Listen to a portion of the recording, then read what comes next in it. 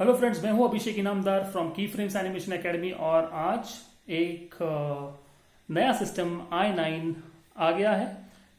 उसके बारे में मैं आपको पूरे डिटेल में जानकारी दूंगा कि उसमें कौन से पार्ट्स मैंने यूज़ किए हैं और ये सिस्टम उसमें ग्राफिक कार्ड कौन सा है, प्रोसेसर कौन सा है, रैम कौन सा है, ये सारी चीज़ हम डिस्कस करेंगे।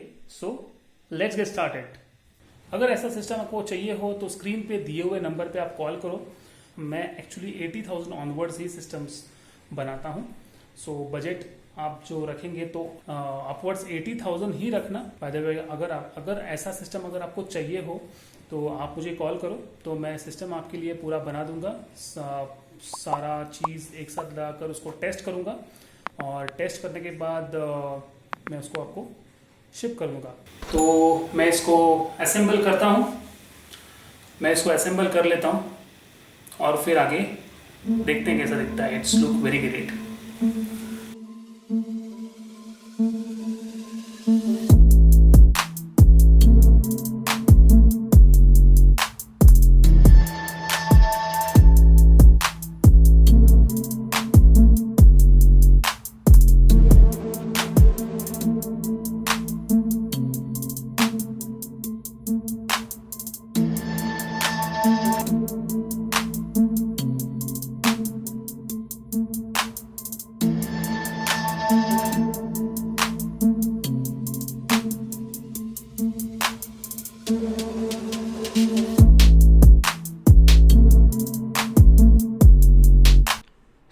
अभी हम देखेंगे ये प्रोसेसर, और ये है i9 processor which is the best processor right now after i7, और इसका परफॉर्मेंस वाइज बहुत ही अच्छा है। The code name actually given by Intel is coffee lake, जो के है उसमें, and unlocked is basically I'll tell you the what is mean by unlocked. It's regarding the performance. ये मिलेगा आपको 8 कोर एंड विथ 16 थ्रेड्स। इसका processor base frequency रहेगा 3 gigahertz और मैक्स टर्बो फ्रीक्वेंसी रहेगा 5 gigahertz, which is best, the best, right. और caching रहेगा 16 MB। So basically the difference between I tell you the 16 MB और 5 गीगाहर्ट्ज़ अपने को कभी लगेगा, forget about the gaming and all. But जब भी अपना वीरे चलेगा, वीरे में हम जब भी प्रॉक्सी करते हैं और प्रॉक्सी में अनलोडिंग ऑप्शन होता है जिसमें लोड होता है प्रॉक्सी, इट टेक्स टाइम। ये केशिंग तभी बहुत काम में आता है। दैट्स वाई वी वहाँ लिखा हुआ है डायनामिक मेमोरी, राइट। वो चीज़ यहीं पे काम में आएगी। ओके, ये एक बार फिक्स करके साइड में रख देता हूँ। Now I move towards the best graphic card, that is GeForce RTX, और ये है 3 फैन वाला एंड विद द 8 GB। इसमें है ये डिस्प्ले पोर्ट, HDMI पोर्ट और DVI पोर्ट, और ये है 2060 super. Basically what is the difference इसमें है, this is the 6x faster performance in real time ray tracing. Real time ray tracing मैं आपको बताऊंगा। This is a real time ray tracing. मैं स्लाइड कर रहा हूँ, नीचे का फ्लोरिंग देखो कैसे दिख रहा है। It's without RTX and this is the with RTX।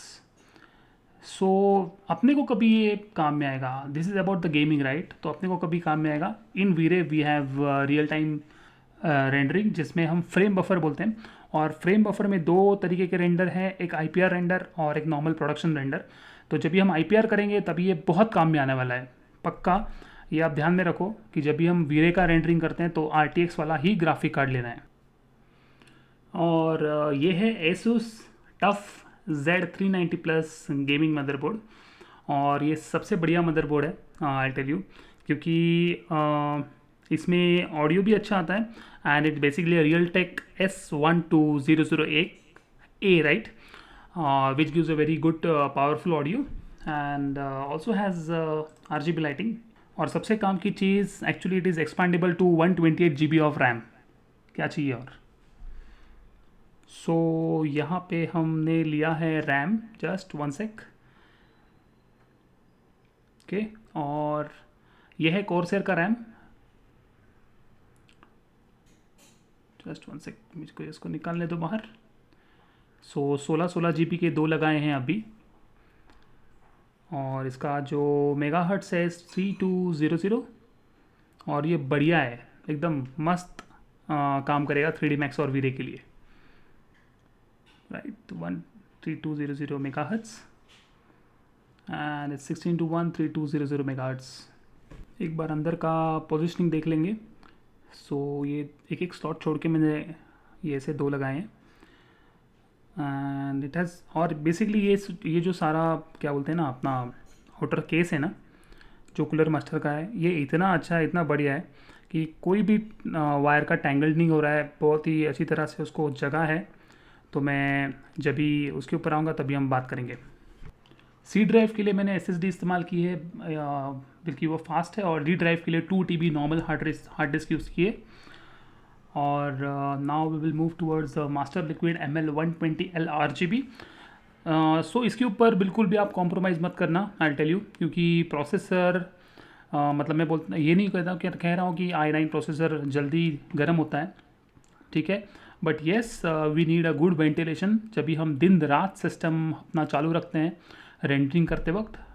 So we need this kind of cooling, ठीक है। सो बेसिकली ये कूलिंग होता क्या है, ये प्रोसेसर से जो आपको जो वायर्स जा रही है ना उसके अंदर से लिक्विड जाता है, ठीक है, फिर लिक्विड ठंडा होके वापस प्रोसेसर की तरफ जाता है और उसको प्रोसेसर को ठंडा रखता है। I tell you about the cooling में एक्चुअल में ये जो केस हमने यूज़ किया है कूलर मास्टर का, इसका बहुत बड़ा हाथ है। द फैन ऊपर हमारा एक लिक्विड कूलर का फ़ैन है जो यहाँ से लिक्विड कूल करके वापस देगा, छोड़ेगा, ये प्रोसेसर को ठंडा रखेगा। ये पीछे जो फ़ैन है ये पूरा एक्सेल करेगा एयर को, राइट, और ये इनहेल करेगा। ये जो 2 बड़े बड़े फैंस हैं वो इनहेल करेंगे, ठीक है।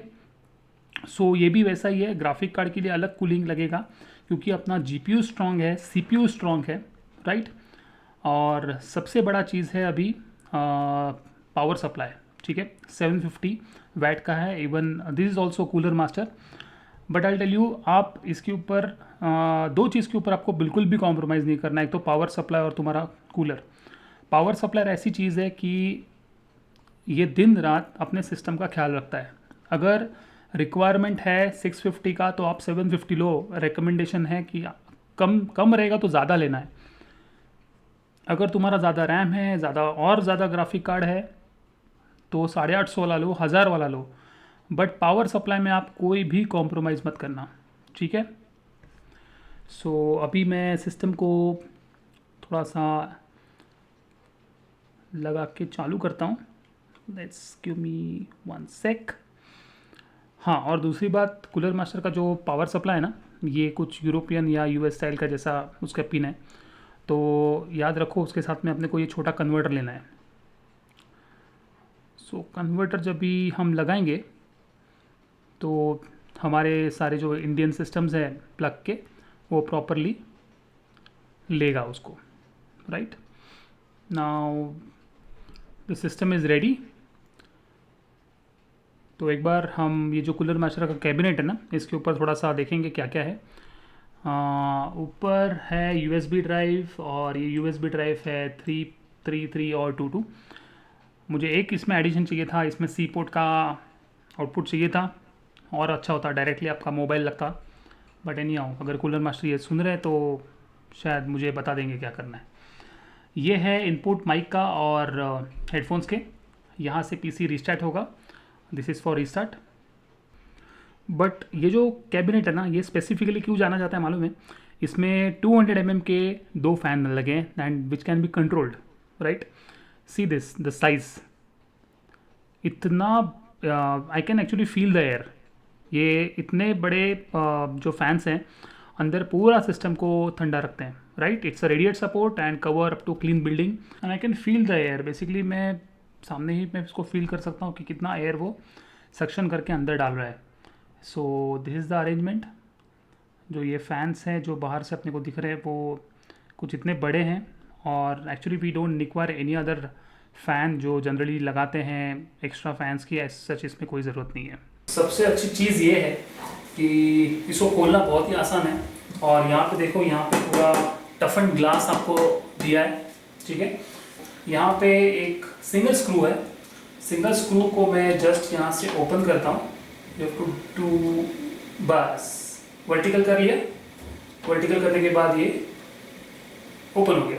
अगर आपको ऐसे 3D Max, V-Ray या एनिमेशन की जो सिस्टम की जो रिक्वायरमेंट, अगर आपको वैसा सिस्टम चाहिए तो स्क्रीन पे दिए हुए नंबर पे आप कॉल कीजिए, तो मैं आपको हेल्प कर पाऊंगा।